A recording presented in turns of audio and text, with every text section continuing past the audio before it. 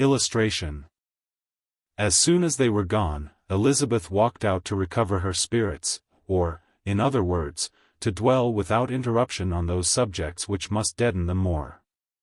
Mr. Darcy's behavior astonished and vexed her. Why, if he came only to be silent, grave, and indifferent, said she, did he come at all? She could settle it in no way that gave her pleasure. He could be still amiable, still pleasing to my uncle and aunt, when he was in town, and why not to me? If he fears me, why come hither? If he no longer cares for me, why silent? Teasing man. I will think no more about him. Her resolution was for a short time involuntarily kept by the approach of her sister, who joined her with a cheerful look which showed her better satisfied with their visitors than Elizabeth. Now, said she, that this first meeting is over, I feel perfectly easy. I know my own strength, and I shall never be embarrassed again by his coming. I am glad he dines here on Tuesday. It will then be publicly seen, that on both sides we meet only as common and indifferent acquaintance. Yes, very indifferent, indeed, said Elizabeth, laughingly. Oh, Jane! Take care. My dear Lizzie, you cannot think me so weak as to be in danger now. I think you are in very great danger of making him as much in love with you as ever.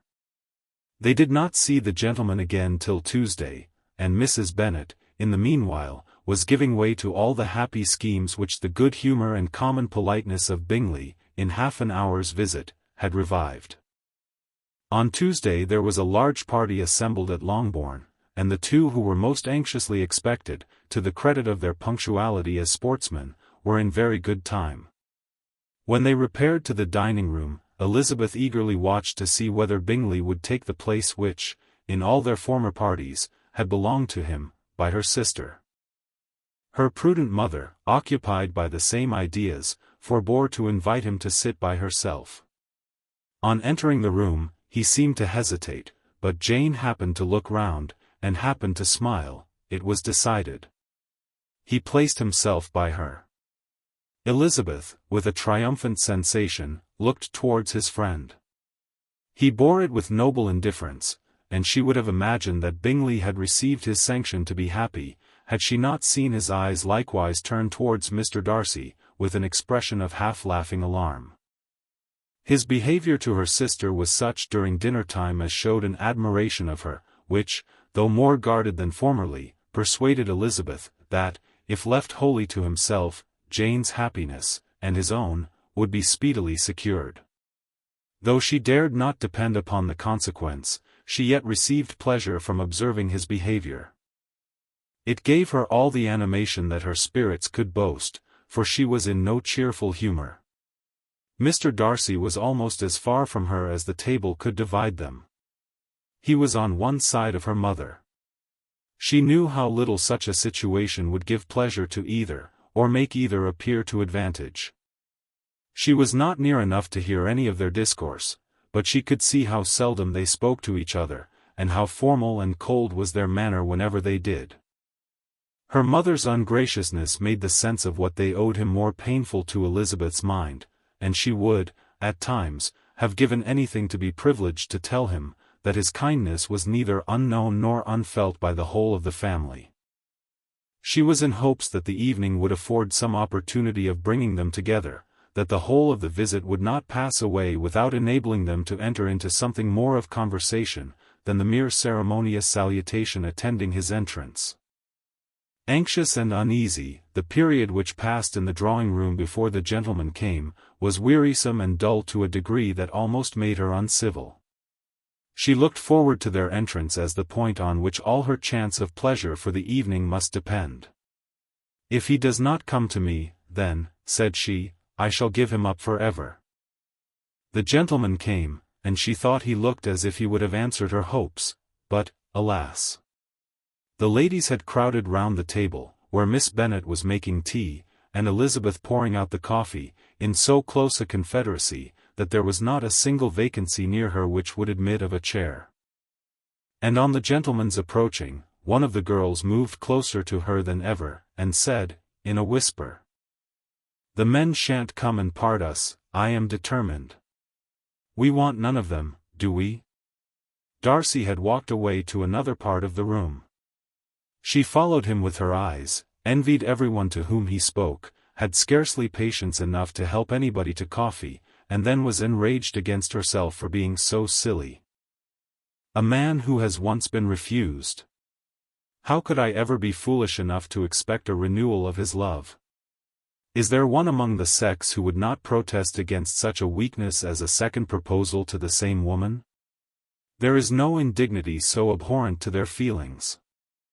She was a little revived, however, by his bringing back his coffee cup himself, and she seized the opportunity of saying, "Is your sister at Pemberley still?"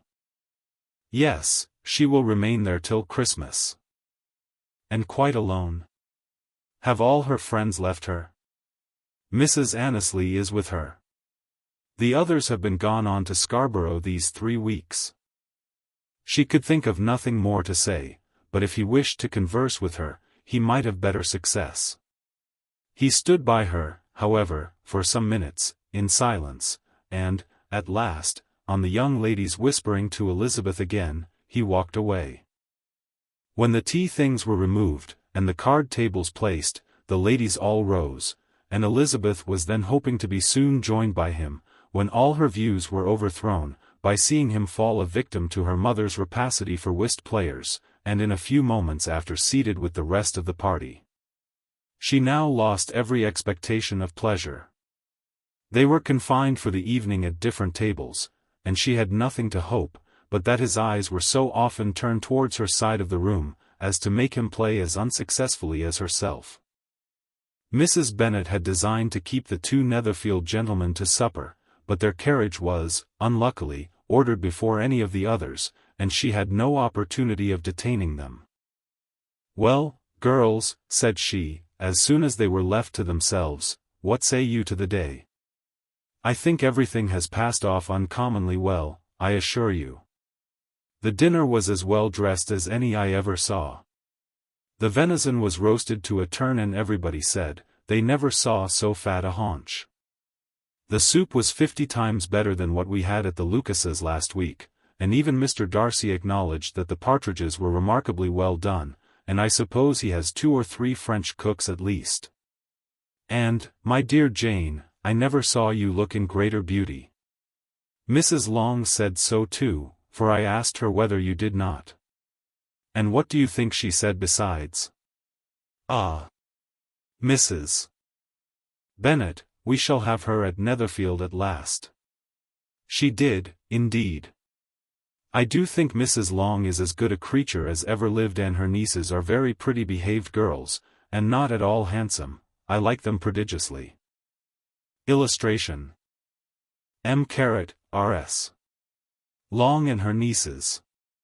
Mrs. Bennet, in short, was in very great spirits. She had seen enough of Bingley's behaviour to Jane to be convinced that she would get him at last, and her expectations of advantage to her family, when in a happy humour, were so far beyond reason, that she was quite disappointed at not seeing him there again the next day, to make his proposals.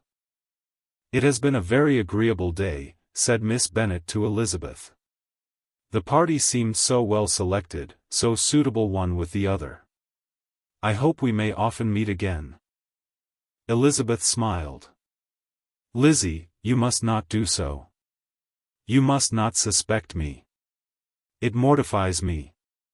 I assure you that I have now learnt to enjoy his conversation as an agreeable and sensible young man without having a wish beyond it.